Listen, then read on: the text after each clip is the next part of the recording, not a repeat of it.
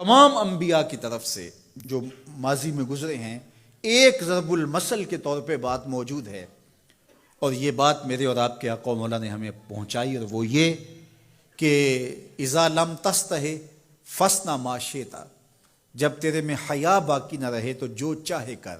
چونکہ حیا مانے ہوگا نا یہ بڑا ہے، حیا مانے ہوگا کہ یہ ماں ہے اور یہ بات میں نے نہیں کہنی، حیا روکے گا کہ یہ باپ ہے اس کے سامنے یہ کام نہیں کرنا، حیا روکے گا کہ یہ میرے رسول صلی اللہ علیہ وسلم کی طرف سے ممانعت ہے اور میں حضور علیہ السلام کا سامنا کل قیامت کے دن کرنا ہے، حیا روکے گا کہ یہ میرے رب کا فرمان ہے اور کیا میرا اللہ مجھے دیکھ نہیں رہا۔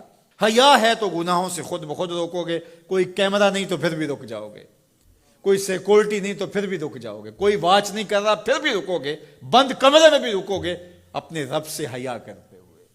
لیکن اگر رب سے حیا نہیں ہوگا، اس کے رسول سے حیا نہیں ہوگا، تو پھر جو مرضی کرو، پھر تمہیں نہ کوئی کیمرہ روک سکتا ہے، نہ باپ روک سکتا ہے، نہ ماں روک سکتی ہے، نہ بڑا بھائی روک سکتا ہے، کوئی نہیں روک سکتا تمہیں جب تمہارے اندر حیا نہیں ہے۔ حیا ہوگا تو پھر گناہوں سے خود بخود بچتے چلے جاؤ گے، برے اعمال سے بچتے چلے جاؤ گے، بد اخلاقی سے بچو گے، زبان سے جملہ نکالنے سے قبل سوچو گے کہ یہ جملہ مناسب نہیں ہے تو میں اس کو کبھی بھی نہیں بول سکتا، اس لیے کہ حیا مانے ہو جائے گا اور طبیعتوں کے اندر ایک نور پیدا ہوتا چلا جائے گا، اور یہ پردہ جب اٹھ گیا اور یہ ڈر جب ختم ہو گیا تو پھر راستے صاف ہو جاتے ہیں، جو مرضی کرتا رہو، پھر کوئی پرواہ نہیں ہوتی ہے۔ مدینۃ المنورہ میں صحابہ تشریف فرما تھے کہ ایک خاتون گزری، سیاہ رنگت، حبشی نژاد، تو ایک صحابی فرمانے لگے اگر جنتی خاتون دیکھنی ہے تو یہ خاتون جا رہی ہے۔ تو پوچھا کہ یہ کیسے؟ کہا ایک دن یہ خاتون حضور کے پاس آئی اور اس نے کہا حضور مجھے مرگی کے دورے پڑتے ہیں تو میرے لیے دعا کر دیجئے کہ اس مرض سے مجھے نجات ملے۔ تو آقا کریم علیہ السلام نے فرمایا اگر تم کہو تو میں دعا کر دیتا ہوں اور یہ دورے تمہیں نہیں پڑیں گے، اور اگر تم ان پہ صبر کر لو تو میں تمہیں جنت کا وعدہ دیتا ہوں۔ اب تمہارے ہاتھ میں ہے، جو چاہو کر لو۔ اس خاتون نے بغیر تأمل کے کہا مجھے جنت والا وعدہ قبول ہے، دورے پڑتے رہے کوئی بات نہیں، مجھے جنت والا وعدہ قبول ہے، لیکن حضور ایک کرم میرے پہ فرمائیے، وہ یہ کہ جب مجھے دورہ پڑتا ہے تو میں گر پڑتی ہوں، تو گر جانے کی وجہ سے سطر کا خیال نہیں رہتا، ظاہر ہے بے ہوشی ہو جاتی ہے، تو میرے پہ یہ کرم فرمائیے، دعا کیجئے جب میں گروں تو اللہ میرے سطر کی حفاظت کرے۔ تو حضور نے یہ دعا کر دی۔ اب وہ گرتی تھی لیکن اس کا سطر نہیں کھلتا تھا، اللہ اکبر۔ تو اس کو کتنا خیال تھا اپنے پردے کا، کتنا خیال تھا اپنے سطر کا۔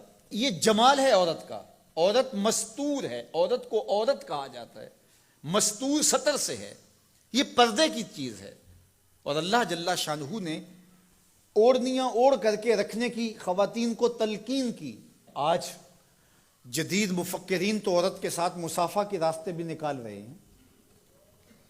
وہ کسی نے کہا تھا یہ عورت کی آزادی نہیں ہے، یہ عورت تک پہنچنے کے لیے مرد آزادی چاہتے ہیں۔ عورت سمجھتی ہے مجھے آزادی مل رہی ہے، یہ تجھے آزادی نہیں دی جا رہی، یہ تیری آبرو کو، تیری عزت کو، تیری ناموس کو تار تار کرنے کے لیے یہ مرد آزادی چاہ رہا ہے، یہ آوارہ لوگ آزادی چاہ رہے ہیں۔ تجھے کھلونا بنانا چاہتے ہیں، تو کھلونا نہیں ہے، تیرا پردہ تیری ناموس کا محافظ ہے، تیرے برقعے کی ایک ایک سلوٹ تیرے حیا کا پہرا ہے۔